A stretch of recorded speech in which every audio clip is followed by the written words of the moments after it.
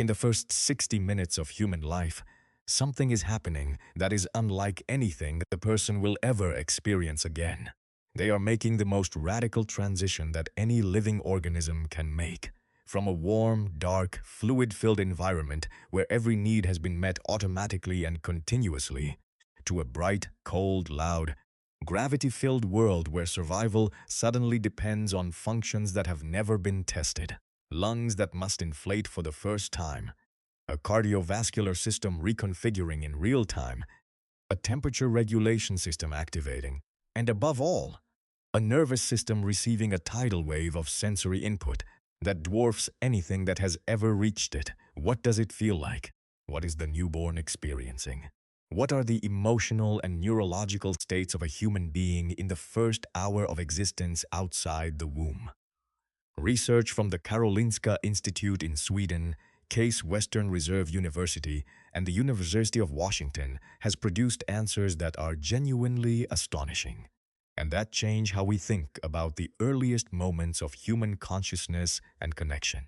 Hugo Lagerkrantz, a neonatologist and researcher at the Karolinska Institute, whose work on newborn brain development has been published in the world's leading medical journals, describes the moment of birth as a neurological awakening, the first activation of what he calls the conscious brain.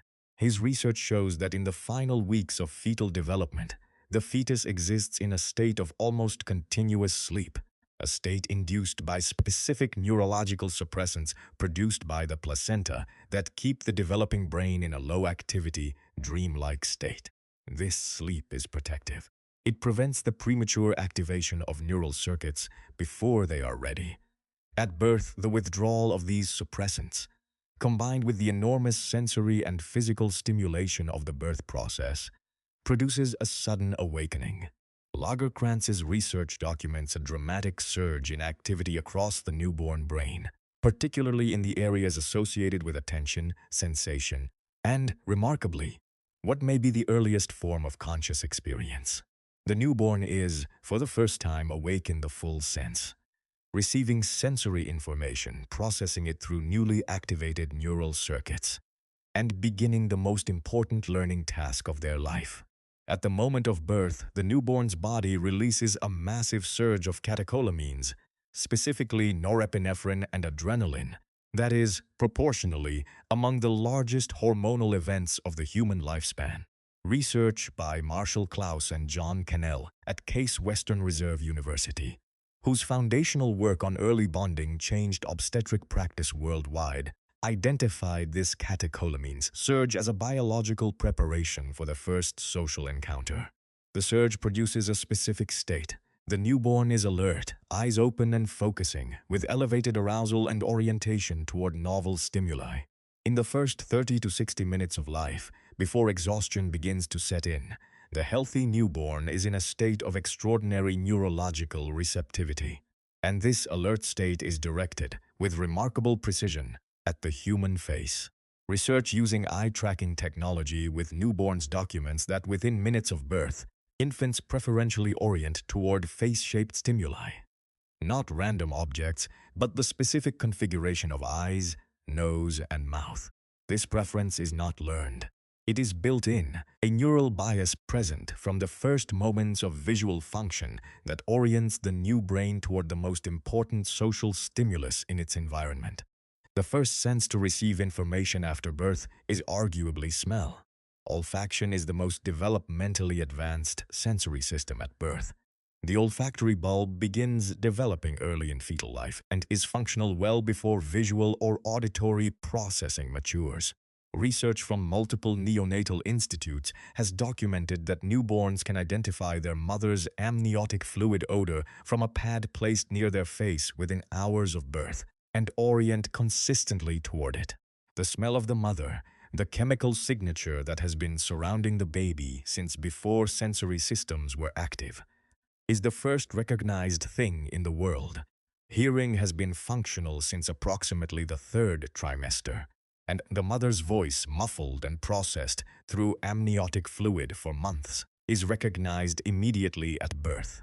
Research by Anthony DeCasper at the University of North Carolina documented that newborns show preferential sucking patterns in response to their mother's voice compared to stranger voices, a preference built on in utero auditory experience.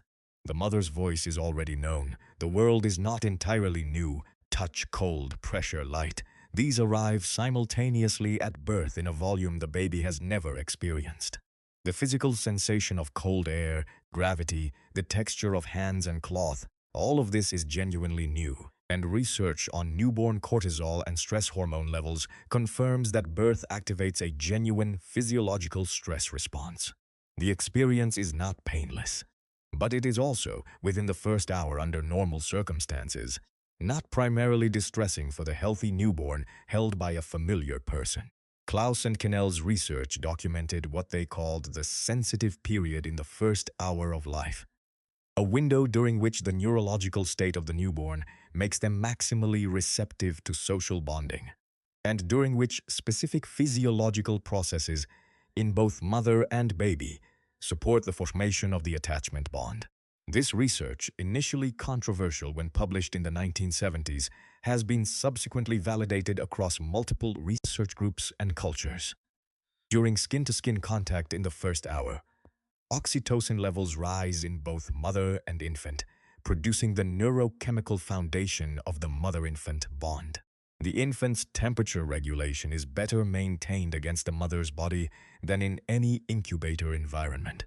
Breastfeeding initiation is significantly more successful when immediate post-birth contact is preserved, and the infant's stress hormone levels drop significantly when placed in contact with the mother, compared to being placed in any other environment.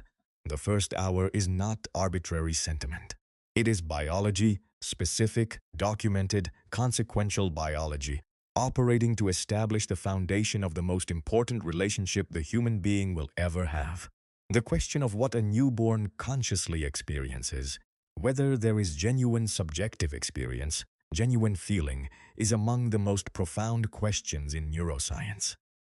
Lagerkrantz's work suggests that the fully aroused newborn in the first hour does have the neural architecture for a primitive form of conscious experience.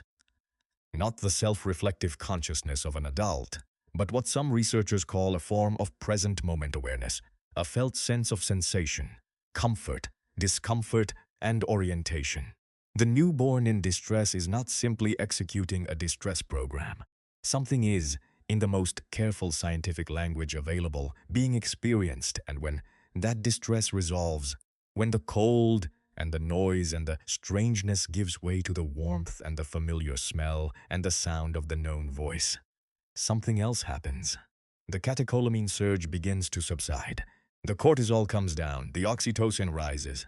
The baby, held against the person whose heartbeat they have known for 9 months, whose voice they recognize, whose smell is the one reference point in a completely new world, settles.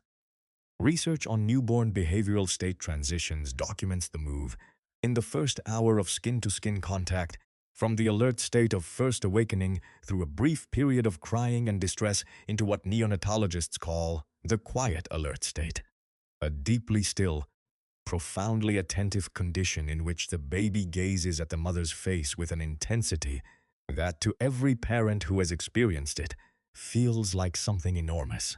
Because it is something enormous. It is the first meeting. And at the neural level, it is establishing the template for every relationship that will follow.